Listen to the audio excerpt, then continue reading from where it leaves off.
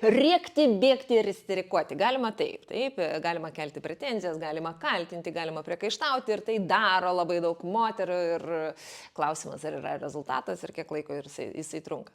Tačiau iš esmės čia yra, žinot, keli dalykai. Klausimas, kurioje jūs esat santykių stadijoje, kiek metų jūs drauge ir kas vyksta. Nes jeigu jūs esat pačioje pradžioje santykių stadijoje ir jisai nustoja rodyti dėmesį, tiesiog priimkite tą žinutę, kad jisai jumis nesidomi. Viskas. Basta.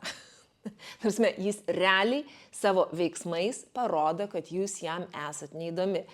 Jeigu dėmesio nerodimas nutinka jau, kai jūs esate santykiuose 5 ar santuokoje 5, 7, 10, 15 metų, tai gali rodyti visai kitą dalyką, kad į jūsų santykius pradeda skverbtis toks nuostabus dalykas kaip nuobodulys. Tada taip, jisai vyksta iš abiejų pusių, taip, ir viena pusė galvoja, kad jis man nerodo dėmesio, aš noriu elgtis taip pat, kaip visada elgiausi. Ir aš noriu tik tai gauti, kas yra vėlgi infantilus ir toks vaikiškas labai elgesys.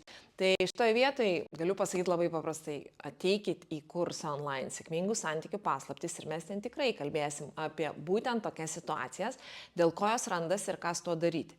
Jeigu jūs nenorite eiti į kursą, jūsų valia, tai jūsų reikalas savarankiškai pasižiūrėti, o kokios priežastys yra to dėmesio nerodymo, bei o ką aš darau ir kur aš lygiai taip pat nerodau dėmesio savo vyrui, kokį rodžiau anksčiau. Ir pradėjau nuobodžiauti.